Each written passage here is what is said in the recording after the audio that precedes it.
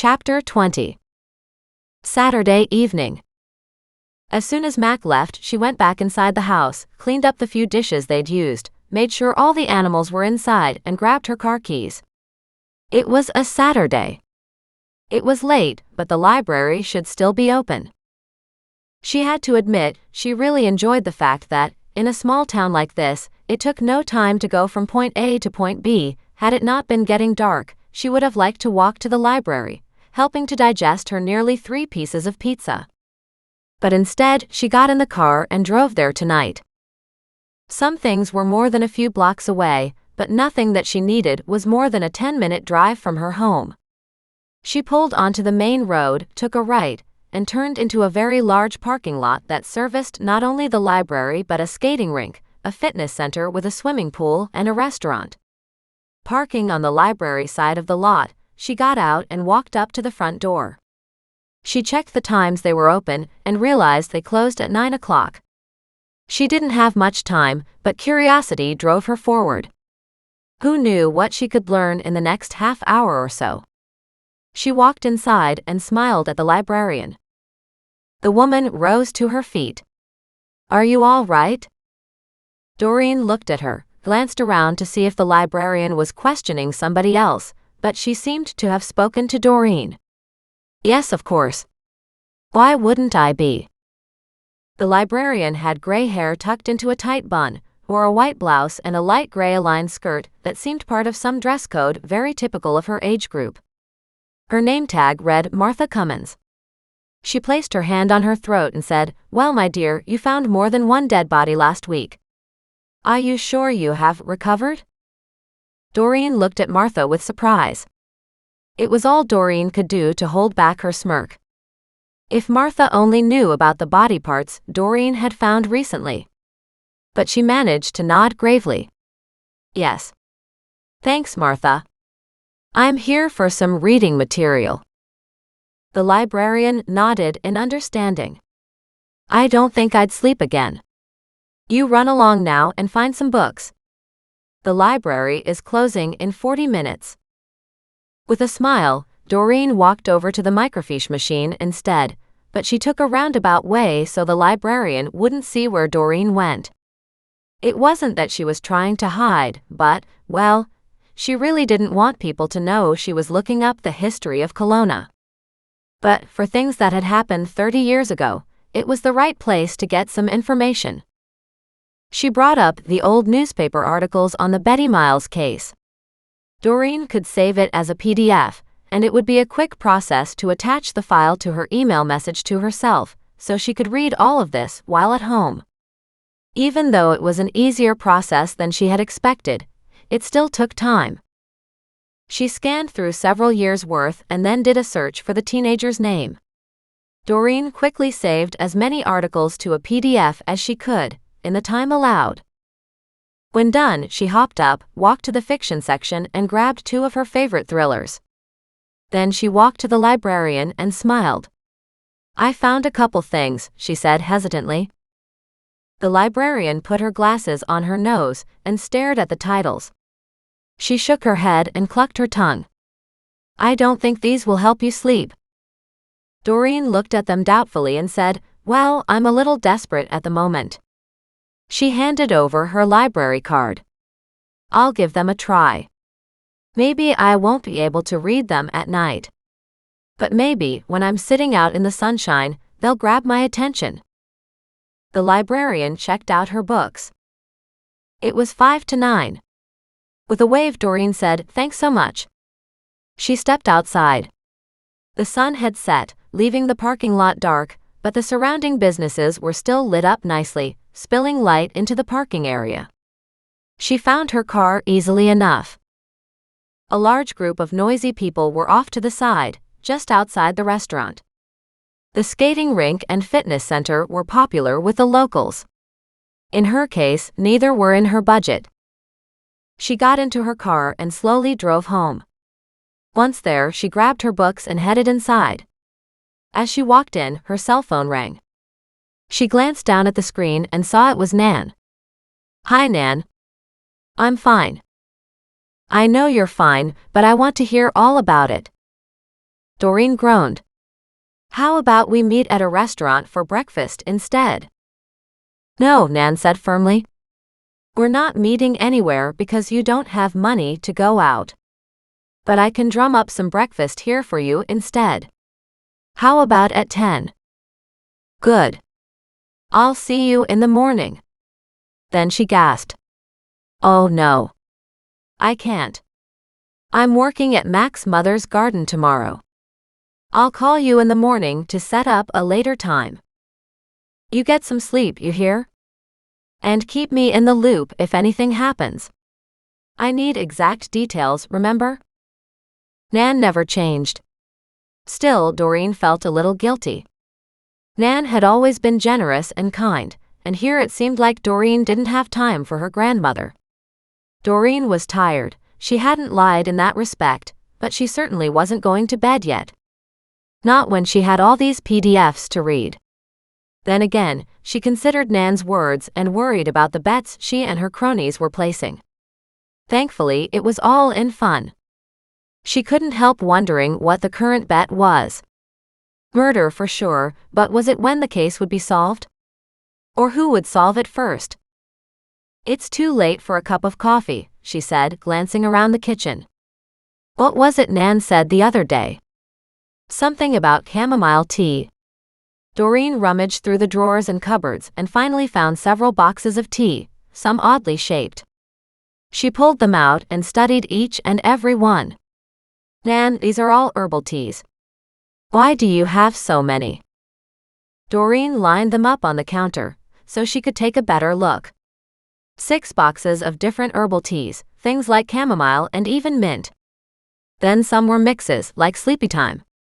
She liked the sound of that one. She turned on the electric tea kettle. When it whistled, she poured herself a cup of Sleepytime tea and put all the boxes back where she'd found them. She'd glanced at them earlier but hadn't really inspected them or knew how they could benefit her. Nan's cupboards were full of stuff like this, but Doreen didn't know exactly what to do with any of it. Taking her cup of tea, she walked to the kitchen table and sat down in front of her laptop. She turned it on and waited for her email to load, all the PDFs slowly showing up soon afterward. Goliath hopped into her lap, his engine already kicked in, and he kneaded her thighs. She gently stroked the huge cat. I didn't expect to like you so well, she muttered against his fur. But it appears I'm a cat person too. She wrapped her arms around him and gave him a hug. He was big enough that she could gently squeeze him without any fear of hurting him. And he didn't seem to mind a bit. His claws never came out. Instead, he leaned into her chest as if he needed the comfort as much as she did. She smiled and just held him, enjoying this softer side to him. Until Muggs got jealous. He barked right behind Goliath. Instinctively, Doreen tensed, waiting for the cat's claws to come out. Instead, Goliath's tail just twitched back and forth, the tip smacking Muggs in the face every time. But being Muggs, he never backed away. Instead, his face took each swat. Swat. Swat. She looked at him and giggled. Muggs, you could move. He looked at her, his jaw working, and all the while the cat's tail swished in his face. She grinned and reached a hand toward Muggs. He came closer, sniffling her hand, and she sat there, holding the cat close and scratching Muggs's ears. It's a good thing Thaddeus isn't feeling left out. But she shouldn't have spoken so soon. Thaddeus flew up and landed on her shoulder. He rubbed his beak up and down her cheek. She smiled, feeling an overwhelming sense of love for her unique family. Okay, so this life might not have a pure white dining service and spa dates, but neither does it have cold empty beds and indifferent silences at the dining room table. She smiled. They sat and cuddled for a long moment. Then she lifted her hand to sip her tea.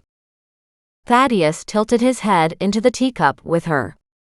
And darned if he didn't take a big drink. She gasped. It's hot.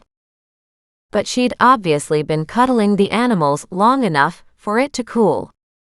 Thaddeus dunked his head back in her teacup and took another drink. She laughed. So this is my life. I'm a piece of furniture for the cat. I'm a scratching machine for the dog, and somebody who makes tea for the bird. No wonder I couldn't figure things out. I was having this identity crisis. I was looking for a job that actually paid, she complained good-naturedly to the animals, who couldn't give a darn if she was paid or not, as long as they were looked after. It was hard to be upset at the animals because they brought her so much joy that she hadn't expected. How could Nan possibly have left you all behind? She knew Nan hadn't wanted to.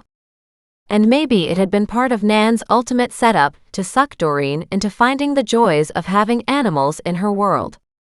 She'd had Muggs these last 5 years, but he was held at a distance due to her ex-husband. Of course, she'd let Muggs on the bed when her ex hadn't known about it. One time he found dog hair on the bed, and poor Muggs had been sent outside. He'd been bathed and brushed and sent to the spa just to make sure he was clean before her ex-husband would let Muggs back in the house. And all the bedding had been changed and her room vacuumed. Back then, her room was vacuumed daily. She wanted a little clutter, but the minute she put something down, a maid always came along, picked it up, and put it away properly. Even when outside in the garden, she wasn't allowed to touch anything. The gardeners would walk over to see what they could do to make her life easier. What she really wanted to do was scream for them all to disappear, and to let her put her fingers in the dirt. She'd been aching to do some gardening on her own. But every time she picked up a plant pot and tried to do something, everything was taken away from her. She sighed as she recalled those long and lonely years.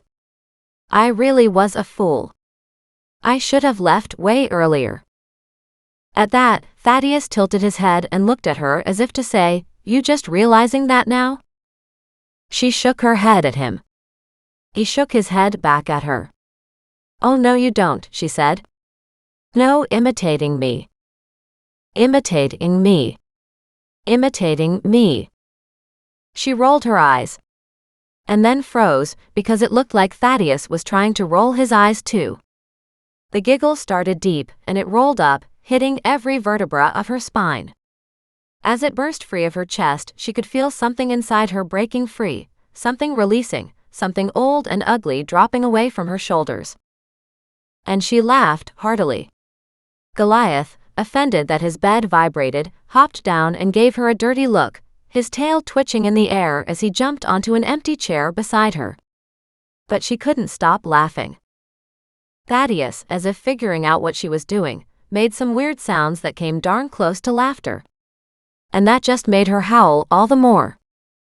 When she finally calmed down, she realized she didn't need to be looking at all this research tonight. She could review it in the morning.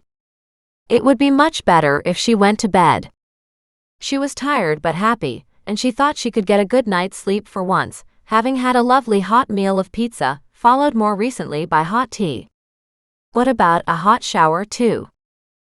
With that uppermost in her mind, she picked up Thaddeus, scooped up Goliath much against his will, and calling Muggs, she and her family headed upstairs. In her bathroom, she stepped into the hot shower, scrubbed down, then shampooed her hair twice. When done, she dried off and got dressed for bed. She grabbed one of the thrillers she'd picked up from the library. With the lights on and the rest of the house locked down for the night, she snuggled under the covers. Muggs lay with her on the bed, Thaddeus beside her on the headboard, and Goliath on her lap as she started to read. She was only a few chapters in when she realized the story was about body dismemberment. Fascinated, she dove in until she couldn't keep her eyes open, and she fell asleep with the lights on.